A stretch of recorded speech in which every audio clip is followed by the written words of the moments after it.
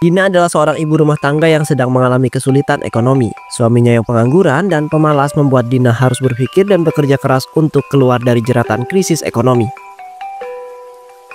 Bayu, kamu tuh nggak capek apa?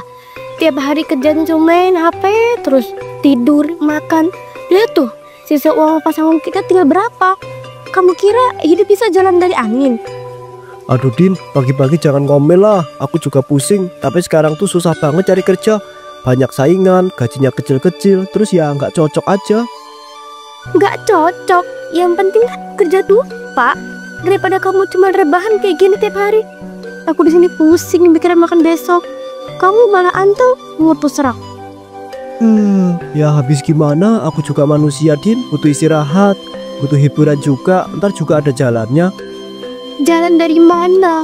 Uang sisa di dompet tinggal 100.000. Mau nunggu mukjizat turun dari langit? Aku tiap hari nahan malu, tahan lapar, mikirin kita hidup dari mana. Sementara kamu ketawa-tawa nonton video di TikTok seharian. Jangan nyalain aku terus dong. Dulu aku itu kerja loh, sampai di PHK juga bukan salah aku. Kamu pikir aku itu gak kesel apa begini?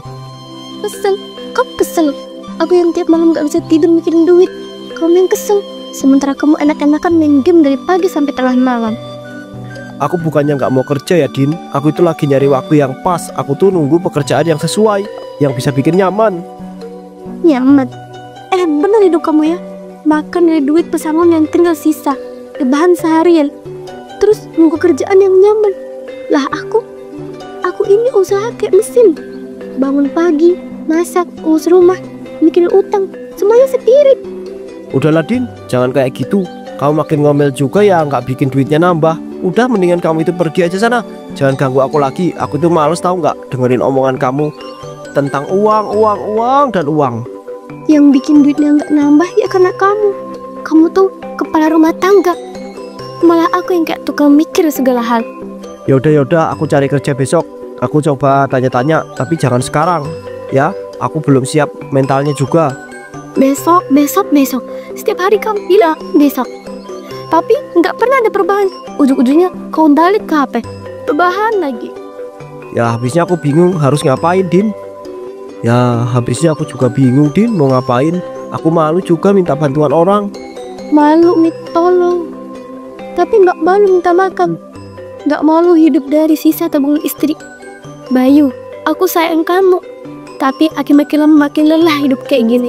Aku mau minta maaf ya. Aku janji aku bakal berubah. Tapi jangan tinggalin aku ya Din. Aku cuma minta kamu punya usaha sedikit aja. Karena kalau kamu tetap kayak gini, aku yang bakal patah pelan-pelan. Mau patah pelan-pelan kek, mau langsung patah sekaligus kek, terserah kamu. Itu mah derita kamu, bukan derita aku.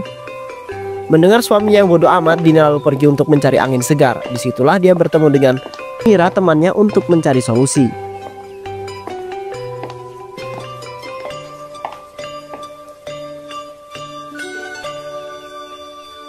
Mir, kamu ada lowongan kerja nggak yang sesuai untuk aku? Ada nggak? Apa aja deh, terserah. Yang penting halal. Aku udah pusing banget, Mir, dengan masalah di rumah.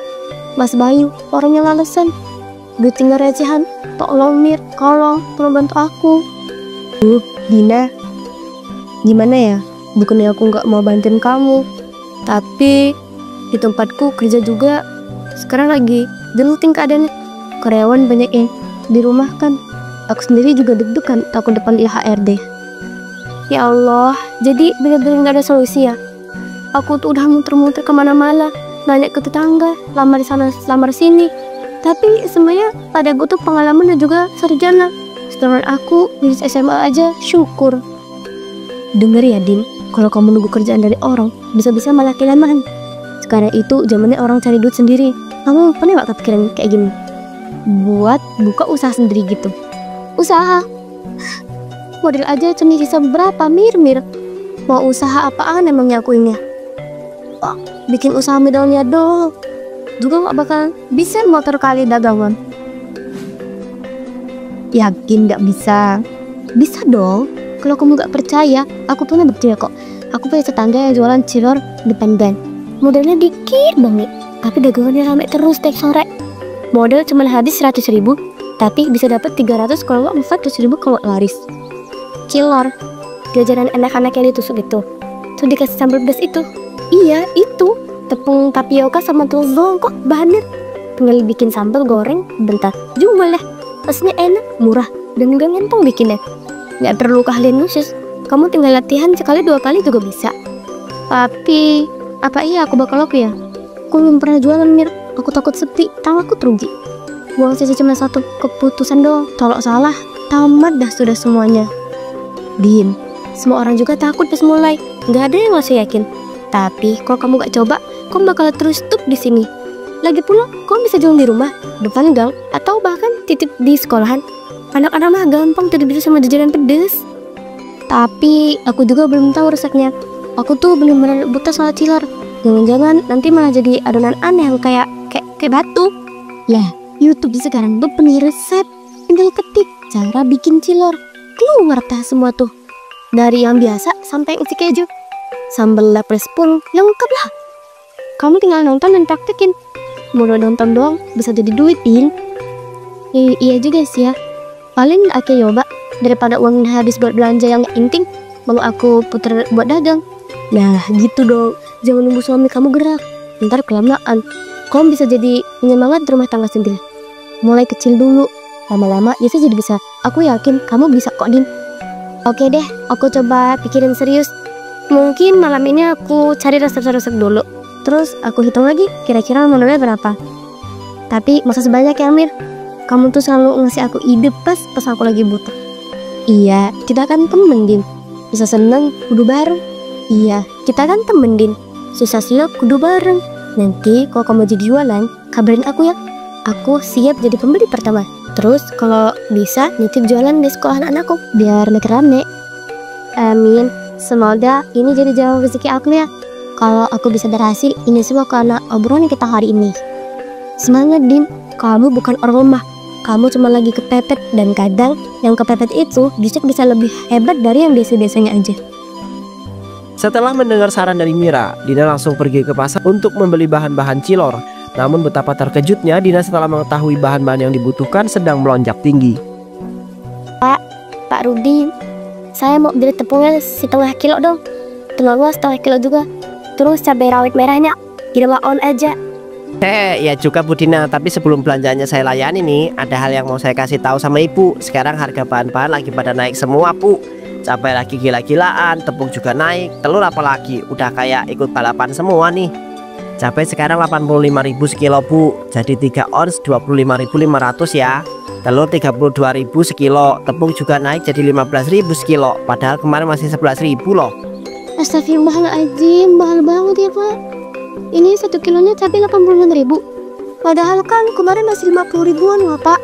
Sekarang malah naiknya gila-gilaan. Waduh, aku tuh gimana ini? Aku nggak siap kalau harganya melambung tinggi kayak gini. Saya juga pusing, Bu. Saya beli di grosir juga udah mahal banget. Ya mau nggak mau ya saya ikutan juga lah. Harga-harga pasar aja. Mau tinggal segini, mana cukup belanja sampai besok hari. Kalau nanti gagal gimana? Kalau nanti malah nggak laku gimana? Aduh, aku tuh gimana ini? Apa aku tunda dulu aja ya dagangan cilornya? Tapi, Din, semua orang juga takut pas mulai. Nggak ada yang langsung yakin. Tapi kalau kamu udah coba, kamu bakal terus stuck di sini. Nunggu nasib. Lagi pula, kamu bisa jualan di rumah, depan gang, atau bahkan titip di sekolahan. Anak-anak mah gampang terbiasa sama jajanan pedas. Mau cuma habis 100.000, tapi bisa dapat 300 ke 400.000 kalau laris. Saya ngerti, Bu, semua orang memang lagi seret sekarang. Tapi saya juga pedagang, ya nggak bisa punya pilihan lain. Modal saya kecil, kalau saya turunkan harga buat Ibu ya nanti yang lain minta juga. Saya bisa tekor, Bu, nggak balik modal deh. Ya udahlah, Pak, saya nggak punya pilihan lain. Semoga aja hasilnya nanti sesuai dengan perkataan Mira. Jadi berapa, Pak, semuanya? Semuanya jadi 50.000, Bu, belanjaannya. Dari belanja aja udah habis 50.000. Belum buat beli perlengkapan yang lainnya. Bu, semoga aja nanti langsung balik modal. Makasih banyak ya, Bu, tetap semangat. Yang penting jalanin aja dulu, Bu. Masalah hasil mah serahkan aja ke yang maha kaya di atas, Bu. Setelah mendapat semua kebutuhan, Dina langsung meracik dan berjualan cilor di depan rumah.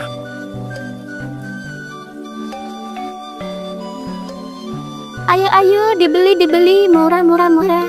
Masalah rasa pasti juaranya dong. Gak ada tandingannya. Bu, ayo dibeli dagang cilor saya. Namun setelah beberapa jam berjualan, ternyata takdir berkata lain. Dagangannya sama sekali tidak laku dan sambal yang dia buat pun mulai terasa basi. Kenapa ya dari tadi nggak ada satupun yang terbeli daganganku? Padahal aku udah bangun pagi, masak sendiri, ngulek sambar sampai tangan pegel. Tapi kenapa sih nggak ada yang nanti berbeli? Kalau udah kayak gini, aku harus gimana? Apa yang salah sama aku ya? Apa aku salah tempat? Apa salah rasa? Atau emang aku ini cuma mimpi terlalu tinggi? Mantap, mokat juga lo akhirnya.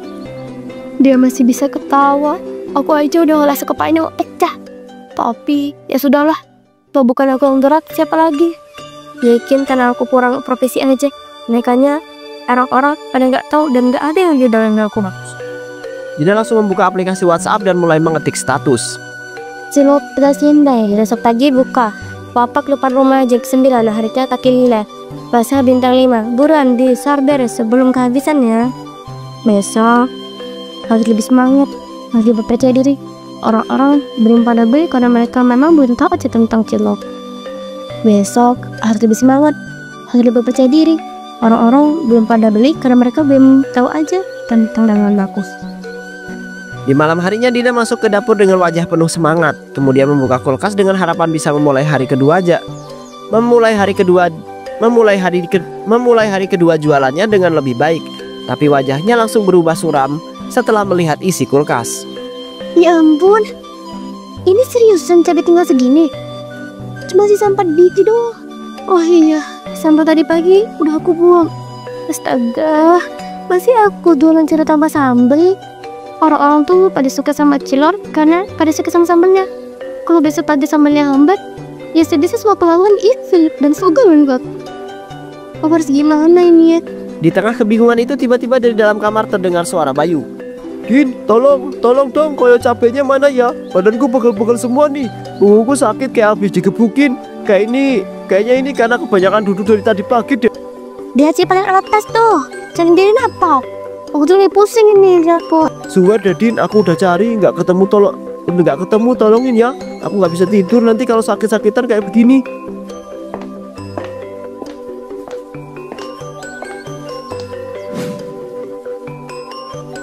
Oh, angetnya nikmat.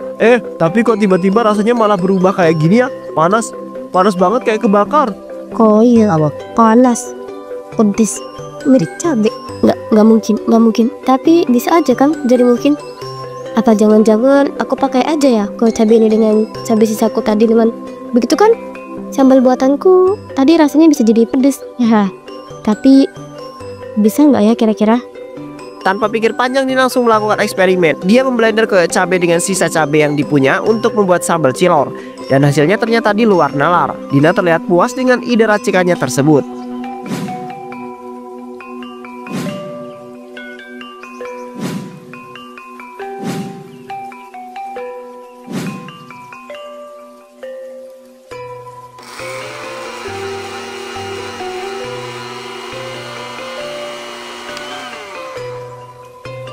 Ini gila, bener-bener gila. Tapi aku gak punya pilihan lain. Mau beli cabai, duit udah nggak ada. Mau nyerah bukan pilihan. Tadi Bayu sempat teriak-teriak. Itu berarti rasa pedasnya itu emang kerasa banget. Bismillah. Baunya bener-bener iwan banget, edan.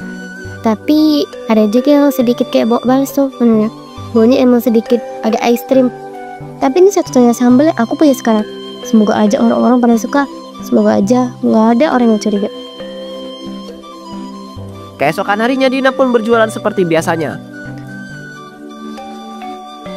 Yuk, cilor baru mateng nih. Sambal pedasnya bukan malah bikin lidah muter, tapi lagi yang telah nyesel. Butina, saya beli 10 tucuk dong kilo sambalnya. Kemarin aku sempat beli cilor waktu di depan pasar. Rasanya enak banget loh. Kalau cilor rasanya Butina gimana? Semoga enak juga ya. Enak aja nak. Cilor buatan ibu ini bukan cuma enak aja loh, tapi juga enak banget malahan. Ibu berani jamin pokoknya kalau ada yang makan cilor ini pasti bakal tajin dan bakal bang. Ya udah deh, ya kalau bilang enak, aku tambah aja deh kali ya. Aku nggak jadi beli 10 tusuk, Bu. Aku beli 20 tusuk aja ya. Gak capek banget nih pengen segala makan. Waduh, bau-baunya bakal jadi pelanggan tetap nih. Nih, ibu tambahin sambal ekstra dikit biar makin nendang. Tapi matangnya ombak aja, soalnya harus sambalnya sedikit nendang.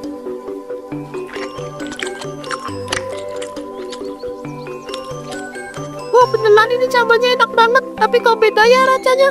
Kayak ada sensasi anget-anget gitu. Tapi nggak apa-apa deh. Sesuai dengan kata-kata ibu, rasanya bener-bener enak. Hahaha, iya dong. Ibu pakai resep rahasia. Sambal resep warisan nenek moyang ibu. Kalau lidah belum gemeter, belum bisa makan cilarnya Bu Dina. Bu, saya beli cilarnya 70.000 ya. Kebetulan di rumah saya mau ada arisan nanti siang. Kayaknya pas nih. Cuaca-cuaca sejuk gini, makan makanan pedas kayak cilarnya Bu Dina.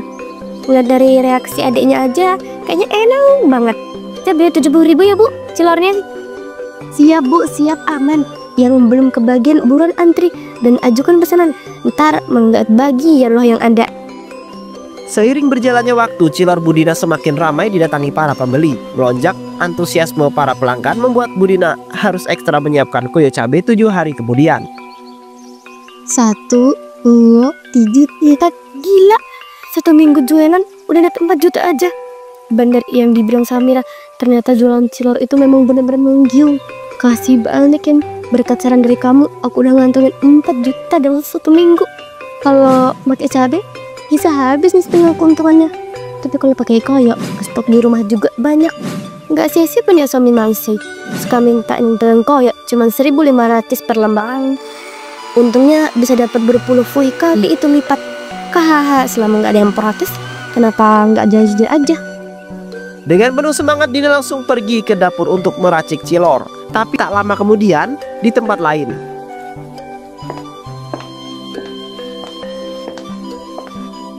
loh, kok nggak ada ya? Koyo cabaiku yang baru beli 1 dus itu kemana semua ini?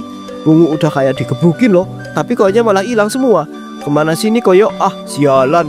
Dina, kamu ada nampak koyo cabaiku nggak, Din? Di mana sih? Ah, kemana lagi si anak ini? Dipanggil suami kok malah diam aja. Udah kayak patung, tahu nggak? Nggak tahu apa kalau suami ini lagi pegel-pegel. Ah, sial. Bayu berjalan menuju dapur untuk mencari Dina. Saat melongok ke dalam dapur, dia melihat Dina sedang memasukkan koyo cabai ke dalam blender. Sobekan-sobekan koyo itu terbuka dan bertaburan di mana-mana. Dina, kamu itu lagi ngapain, ha? Koyo cabaiku blender, jangan-jangan kamu... Pak, jangan salah paham dulu, Pak. Ini semua nggak seperti apa yang kamu bayangkan. Kamu itu cuma salah paham. Ini semua koyo cabai gue. Ini semua koyo cabai milik gue. Kamu blender semua koyo ini buat sambel. Gila kamu ya, stres kamu ini. Bisa-bisanya kamu itu gunain semua koyo cabai aku buat bikin sambel kayak begini. Minimal sisain 1 lah buat aku. Tunggu dulu, Pak. Aku bisa jelasin. Ini tuh aman kok, nggak kenapa-napa. Lihat aja. Pelanggan malah makin suka. Kamu waras gak sih, Din? Ini tuh buat obat luar, bukan buat dimakan. Kamu tega ngasih orang sambel dari bahan kayak begini. Tega. Kamu yang tega. Hidup santai, rebahan tiap hari. Gak pernah mikirin aku. Aku kerja keras, dagang, mikirin makanan besok. Kamu malah mikir karena koyo hilang. Kamu ngeracunin orang, Din. Kamu jual makanan pakai bahan berbahaya. Kalau sampai ada yang sakit, kita bisa dipenjara loh. Terserah kamu. Lebih baik aku masuk penjara karena jualan cilor memakai sambal koyo daripada hidup bareng laki-laki pengangguran kayak kamu. Yang kerjanya cuma main HP tiap hari dan ngabisin uang hasil kerja istri. Aku cari duit sendiri. Kau malah ngecokin. Dasar suami mau kondo, cuma modal nganggur doang. Apa kamu bilang? Berani-beraninya ya kamu menghina aku. Aku ini suami kamu. Aku ini pemimpinmu. Meski aku itu kayak begini, kamu tetap nggak pantas menghina aku. Aku juga punya harga diri, tahu nggak? Suami macam apa? Suami yang cuma ngebebanin istri siang malam. Aku udah nggak butuh sama kamu. Bayu mendekat dengan langkah cepat. Dengan penuh api amarah, Bayu mengambil sebuah sendok, kemudian memasukkan semua sambal blender itu ke dalam mulut Dina. Kamu lihat seberapa bahaya sambalmu ini? Nih, rasain. Makan nih sambal koyo yang selama ini kamu puja-puja.